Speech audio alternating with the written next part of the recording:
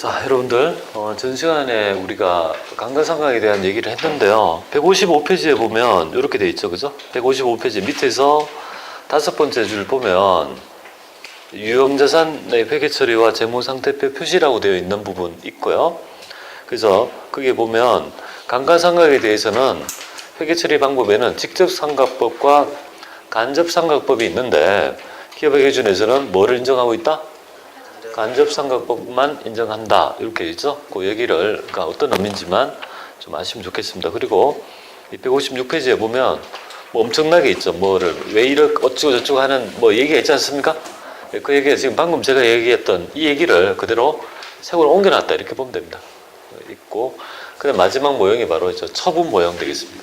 지금 현재 여러분들은 오늘 원가 결정 모형, 그 다음에 사용 중에 감가상각비 배분 모형, 마지막에 사용하다가 더 이상 사용을 안 한다, 그죠? 이럴 때 이제 처분하게 되는 모형까지 먼저 살펴보면 큰 맥락은 다 잡은 거예요. 유형자산만 하면 재무회계가 다 끝났다고 해도 저는 솔직히 가언이 아닙니다. 유형자산만 다 끝나면 제 느낌에는 다 했다는 느낌이 들어요. 왜냐하면 회계 1급으로 보자면 부채에서는 예수금밖에 안 나오고요. 자본은 놓을 때도 출제될 때도 있고 출제 안 될 때가 많고요. 출제되더라도 아주 기본적인 것만 주세요. 그러니까 앞으로 배울 부분은 얘기는 많이 하더라도 출제가 이미 유형자산까지 다 끝나 있는 거야. 어느 정도. 그러니까 반복하고 계속 하는 부분이 중요하고요. 그래서 이제 슬슬 뭡니까? 여러분들이 기능을 가르쳐 드렸는데요. 기능을 조금씩은 활용을 하셔야 돼요. 그리고 여기 빨리 끝나면 이제 부가가치세 할 때, 그죠? 부가가치에 대한 의미하고 메인 매출 전표 입력하는 거 있죠. 뭐 이런 것들을 우리가 또 배우게 될 것 같습니다. 일반 전표 했는데 그 다음에 이제 메인 매출 전표 하는 거 배우고요. 그 결산이라는 그 메뉴 해보고 그렇게 하면 다 끝나요. 그 다음에 장부조회. 그러면 이렇게 하면 기능적인 메뉴는 다 끝나고 그렇게 해서 이제 종합 세트를 해야죠. 선물 세트를. 그 따로따로 했다면 하루에 뭐야? 일반 전표도 하고 메인 매출 전표도 하고 장부조회도 하고 결산도 하고 이론도 풀고 뭐 이런 것들을 한 번에 하려니까 뭐야? 처음에는 상당히 힘들죠. 근데 출제가 그렇게 되니 자꾸 적응하면 한 몇 번만 일주일만 하면 그게 딱 붙어요. 그리고 일주일은 혼돈의 시간, 일주일은 이제 조금 안개가 걷히고 있죠. 약간 다지는 시간. 그리고 마지막에 그죠? 다져가지고 들어가시면 되리라 이렇게 봅니다. 그렇게 할 거니까요. 그러면 이제 처분 모형 한번 볼게요. 처분 모형. 그럼 지금 현재 이렇게 되어 있다고 가정하고 할게요. 요 1년을 사용하니까 이렇게 장부가액이 이렇게 되었다 가정하고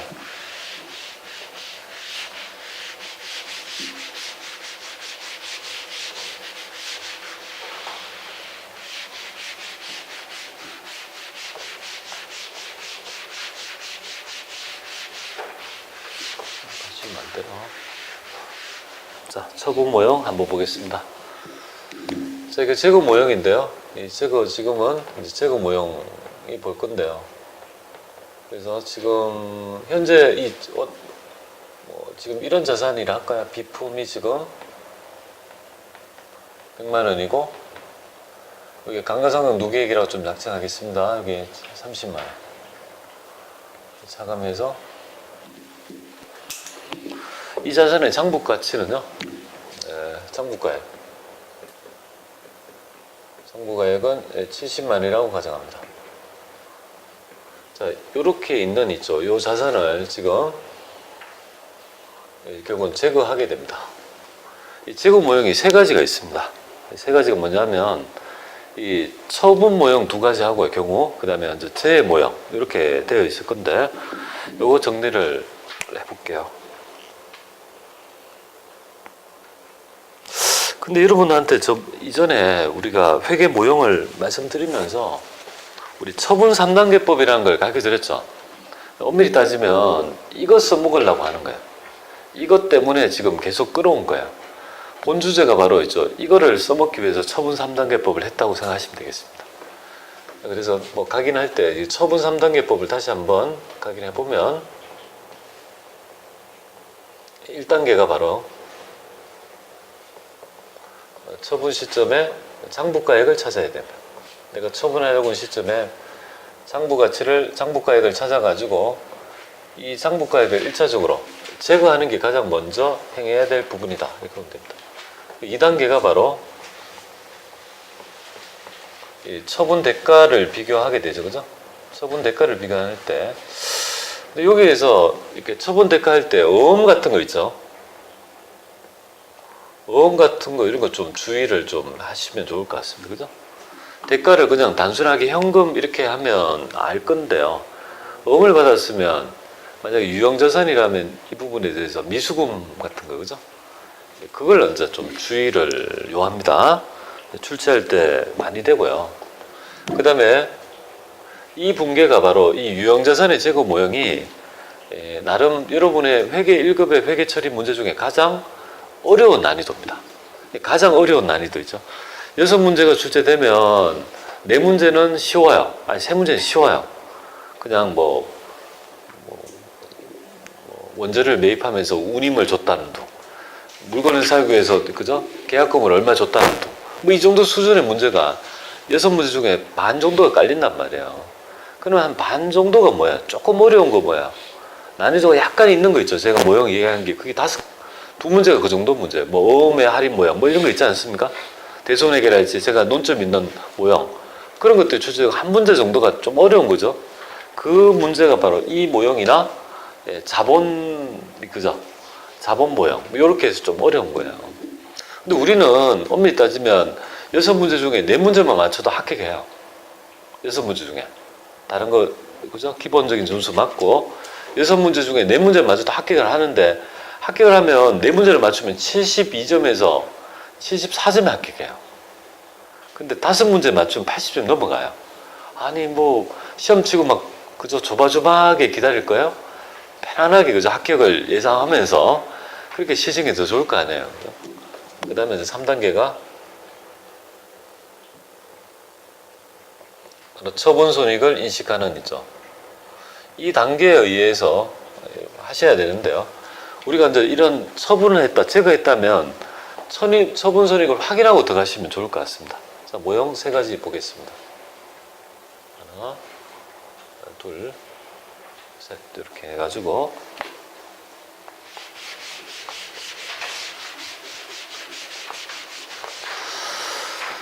이 3가지 모형 보겠습니다.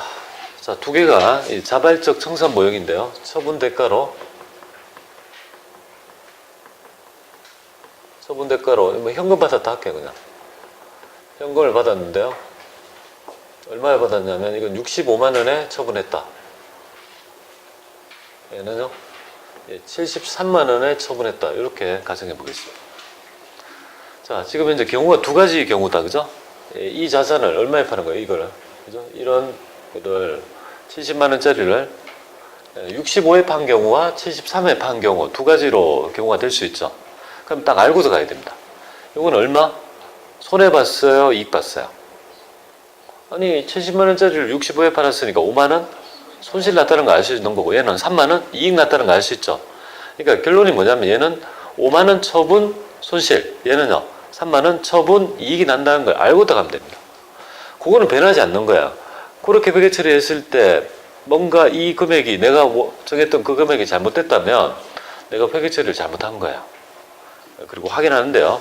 가장 중요한 개념이 바로 있죠. 간접법 구조에 따라 이렇게 붙어 있잖아요. 간접삼각법을 인정하기 때문에 장부가액을 제거한다는 말이 70을 제거한다는 의미가 뭐냐면 자 1단계 보겠습니다. 1단계가 뭐냐면 이거예요. 비품을 지금 100만 원 차감하고 그죠? 비품이 차변에 있던 걸 이제 팔았다 이거죠? 감가상각 무계획도 뭡니까? 대변에 있던 걸 30만 원 요렇게 요 지금 있죠? 요 분계가 1단계 분계입니다. 70만 원의 의미가 바로 요겁니다. 세트로 날려야 돼요. 70을 없앴다는 말은 제거했다는 말은 요렇게 하는 걸 의미하는 겁니다. 차변을 치고 대변을 치는 게 아니에요. 차변 대변 세트로 딱 70을 탁 쳐놔야 돼요. 요거는 세트로 움직이죠. 신혼방에 그죠? 신혼부부가 신혼방에 월세를 못 내서 방에 쫓겨나면 신부는 색시는 놔두고 남자만 신랑만 나갑니까? 세트로 움직이잖아요, 그죠? 그러니까 제가 할 때 어떻게 됩니까? 세트로 딱 한 방에 70을 칠 수 있어야 돼요. 1단계 요거 하고 2단계가요 대가로 2단계 요 순서대로 해야 돼요. 딱 이거 하고 딱 치고 그 다음에 현금으로 65를 받은 거고. 그러면 결론적으로 있죠. 예, 차변 잔액이 남죠. 그게 바로 유형자산에 따른 이죠. 처분, 손실. 그래서 세 번째가 유형자산. 지금 처분한 거니까 실현 이익이죠, 그죠? 처분 손실 5만 원 이렇게 되겠습니다. 그래서 일반적으로 우리가 유형자산을 팔게 되면 일반적인 모형이 처분 손실이 나타나는 게 일반적입니다. 왜냐하면 이 장부 가치보다는 현실 시가가 중고가격이 훨씬 더 그저 밑에 되는 거죠. 컴퓨터를 100만 원 주고 샀지만 바로 팔면 100만 원 받을 수 있습니까? 하루 지났으니까 99만 9,900 받을 수 있어요? 하루만 했다 하더라 팔면 중고는 중고죠. 확 떨어지잖아요, 그죠? 일반적으로 모형이 이런 모형이 나타날 거고요. 얘 해볼게요. 얘도 지금 비품을 한 방에, 그죠? 70만 원을 제거한다는 말이 이렇게 되고 여기에 감가상각 누계 있죠. 30만 원 이렇게 제거하는 거예요. 요거를 차변 쭉 적고 대변 적는 게 아니에요. 그렇게 하면 손으로 적어야 할 수밖에 없어요. 손으로 적지 않고 하려면 이렇게 해야 돼요. 저처럼 대변 치고 차변 딱 치고요. 그다음에 차변 이렇게 쳐야지 그게 대가. 그러니까 장부가 날리고 대가하고 그 다음에 처분손익 하는 거예요. 1단계 2단계가 뭡니까? 현금 73만 원. 그러면 이 잔액이 뭡니까? 대변에 남으니까 세 번째가 바로 유형자산 처분이 이게 3만 원 이렇게 될 겁니다. 그죠? 이렇게 하시면 되겠죠, 그죠? 자, 경우가 이 두 가지 경우밖에 없겠죠, 그죠? 근데 만약에 70만 원을 팔았으면 어떻게 됩니까? 만약에 이런 경우도 있어요. 70만 원짜리를 70만 원 팔았다 할 수도 있어요. 그러면 딱 알고 들어가야 되죠. 처분손익이 나타난다, 안 나타난다? 없구나. 그리고 딱 들어가면 됩니다. 그러니까 그걸 알고 요거를 픽스하고 들어가가지고 검증하면서 이 회계처리를 하셔야 됩니다. 그걸 꼭 요령으로, 그죠? 한 방에 딱 날릴 수 있어야 됩니다. 이거를 요까지 하고 제가 잠깐 하나 보여드릴게요. 어떻게 하는 건지 한번 보여드릴게요. 회계처리 할 때 치는 거, 그죠? 요거를 지우고 할 건데, 이 모형은 뭐냐면 재해놨을 때 모형입니다. 비자발적 청산 모형입니다. 재해놨다, 그죠? 재해놨다 하면 이건 이제 비자발적 청산이 되겠습니다.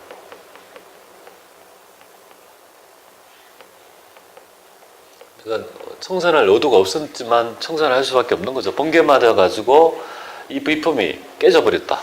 그러면 내가 쓸 수 없는 자산인데 그대로 장부에 있다라고 할 수 없는 거죠. 제가 해야 된다. 자, 요거대로 해보겠습니다. 장부가에 70만 원 받은 대가 있습니까, 없습니까? 하늘을 보고 막 한탄을 해야 됩니까? 네, 그럼 제로. 그러면 손실 난 금액은요? 70이라는 걸 확인하시죠. 그걸 픽스해서 들어가면 되겠습니다. 그러면 이것도 해보겠습니다. 비품 100만 원 이렇게 갖고요. 여기에 감가상각 누계 30만 원. 여기 이제 1단계 날리고요. 2단계 이제 처분 대가가 없잖아요, 그죠? 처분 대가 없으니까 바로, 그죠?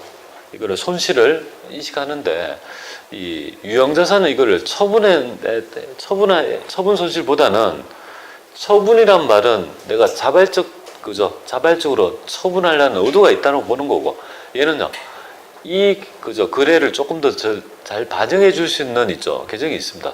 손실은 손실인데, 재해 손실이라는 게 있습니다. 재해 났다. 어차피 똑같은 개념인데요. 재해 손실 이렇게 70만 원. 이렇게 매개 처리가 됩니다. 이렇게 해서 재해 났다라면 재해 손실, 그죠? 처분했다라면 비교해서 처분 손익 픽스하고 들어가면 되겠습니다. 자, 그러면 처분 재해 난 시점에 이렇게 하는데 기업에서 보면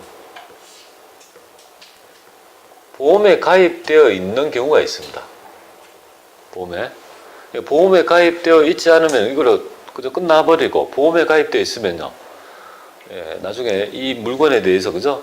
손해배상을 받을 수 있죠, 그죠? 그래서 보험회사에 전화하니까 결국은 조사해서 이걸 나중에 입금을 해주더라 이 말이에요. 보통 예금에. 그래서 50만 원이 확정되어 가지고 통지해서 그날 동시에 뭐야? 보통 예금으로 입금됐다 할까요? 그래서 확인해 보니까 보험금으로 그죠? 50만 원이 그죠? 배상금 50만 원이 확정되어 가지고 입금됐다 보통 예금이요. 보통 예금에 50만 원 들었다 하고요. 50만 원 들었다 하고 여기에 뭐라고 하냐면 보험금 수익이라는 계정이 있습니다. 그래서 이 계정 좀 낯설죠? 보험 받았으면 보험금 수익, 재해 났으면요 재해 손실. 이 모형에서 여러분들은 두 가지 개념을 좀 익히면 좋겠습니다. 여기서 안 하면 전혀 이런 계정을 확인해 볼 수 있는 기회가 없거든요. 그래서 보험금 받았으면요 보험금 수익이라는 계정이 있습니다. 보험 수익, 보험금 수익 이렇게 처리한다. 이 모형밖에 없을 것 같습니다. 자, 그러면 여러분한테 간단히 있죠. 요거 이런 걸 지금 지금 이렇게 치는 거 있잖아요. 요거 두 가지 모양. 이게 65만 원 받은 거하고 73만 원 받은 경우 두 가지 있죠. 이 경우로 나눠서 회계 처리하는 거 있잖아요. 입력하는 방법을 한번 해봐 드릴게요.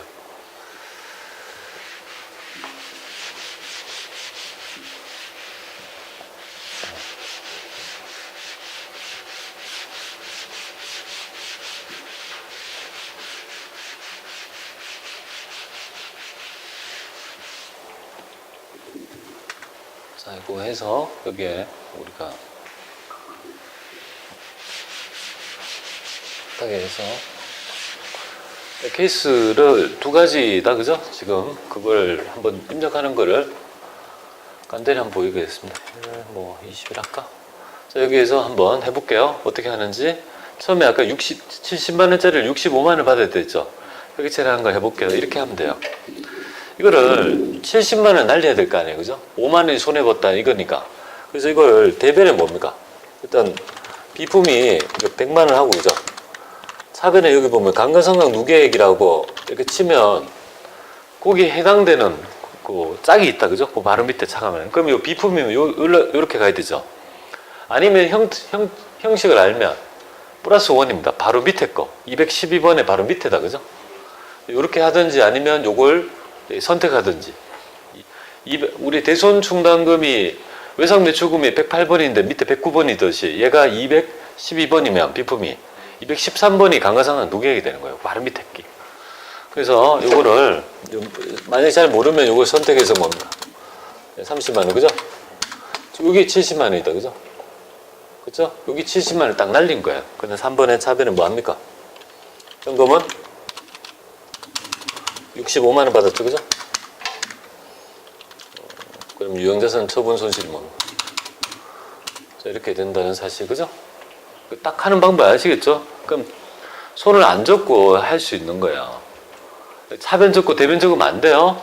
그 다음에 두 번째 모형, 제가 아까 얘기했던 73만 원 받았을 때 해보겠습니다.